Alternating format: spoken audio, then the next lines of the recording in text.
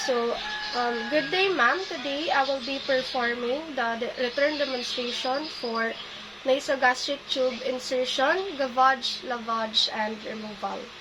For the NGT insertion, it has many purposes.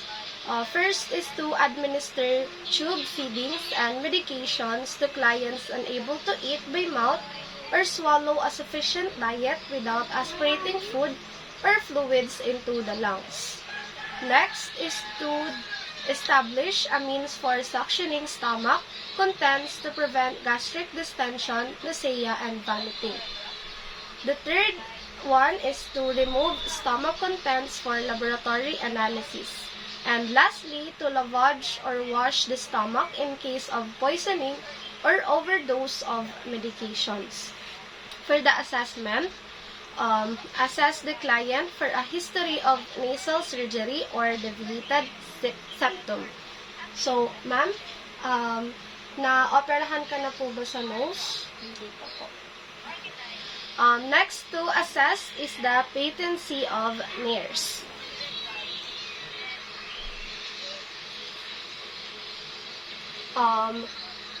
Next to assess is the presence of the gag reflex using a tongue depressor.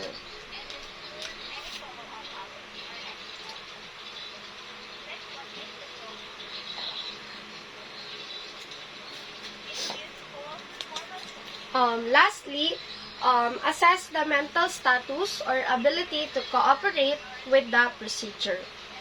So, after the assessment, we will now proceed to planning. So, in planning, determine the size of the tube to be inserted, whether the tube is to be attached to a suction. Next, in preparation, assist the client to a high Fowler's position if health condition permits, and support the head on a pillow. Place a towel or disposable pad across the client's chest.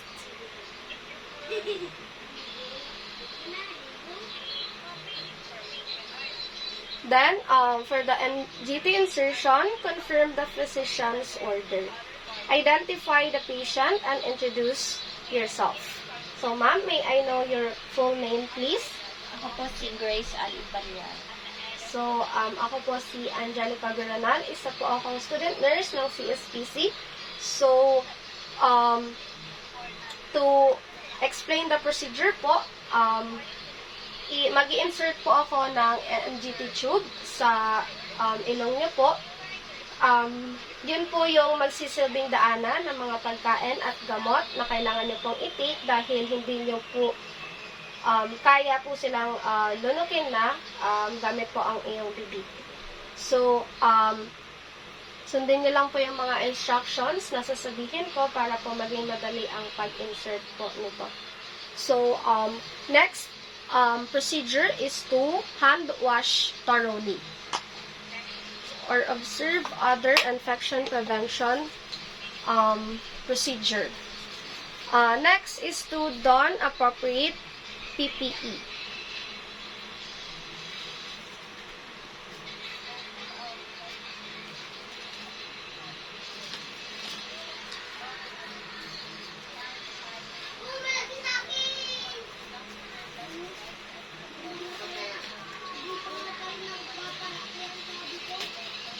After that, prepare the equipment. So, the first equipment is the personal protective equipment or PPE. Next is the gastric tube, water-soluble lubricant, stethoscope, pH test strips if available, then 35 ml syringe, catheter or lower tip for adults, then tape or securement device, kidney emesis basin, cup with water and straw, safety pin, tongue depressor, clamp, and suction catheter, suction liner or tubing, 5-in-1 connector, suction feeding, pump if needed. Then disposable absorbent pad. Next equipment is flashlight or pen light, skin protectant, measuring tape,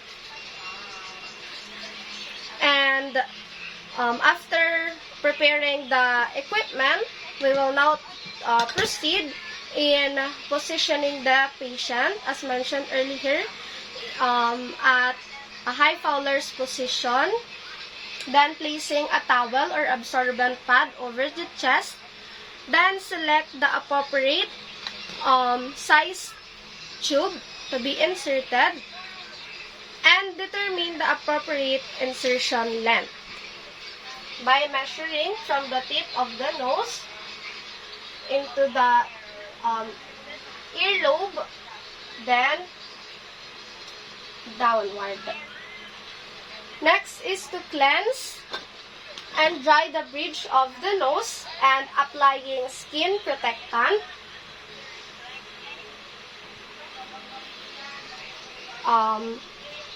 Next procedure is to examine the nostrils for deformity or obstruction by closing one nostril and then the other and asking the client to breathe through the nose for each attempt. So, ma'am, hinga po kayo.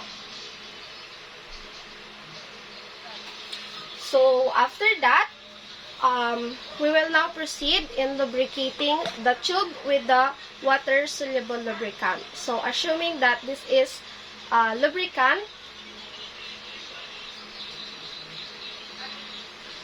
after lubricating, flex the client's head forward and the tip of the nose upward. Then, pass the tube gently into the nose to as far as the back of the throat and guide the tube straight back. So, assuming that the tube is already inserted, so once the tube reaches the nasopharynx, allow the client to lower his head slightly. Then, after that, instruct the client to swallow the tube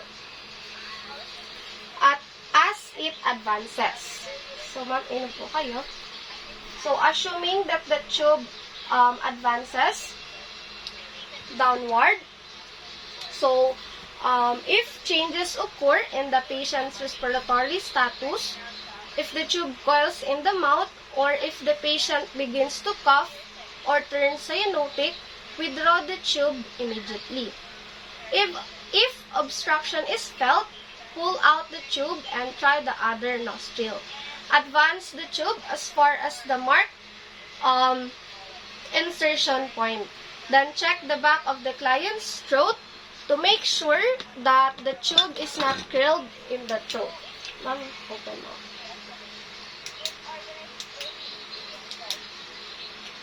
So, next is to check the correct placement of the nasotube by using 2 or more of the following. So, either aspirate for stomach contents, check the pH of aspirated stomach contents, or inject 30 ml of air while auscultating with a stethoscope over the stomach area, listening for a whoosh sound. So, a maximum of air to be pushed for adults is 10 to 20 ml. So, another way to confirm if the placement is right is the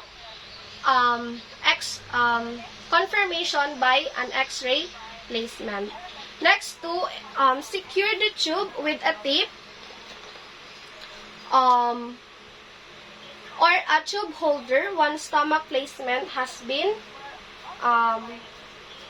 checked.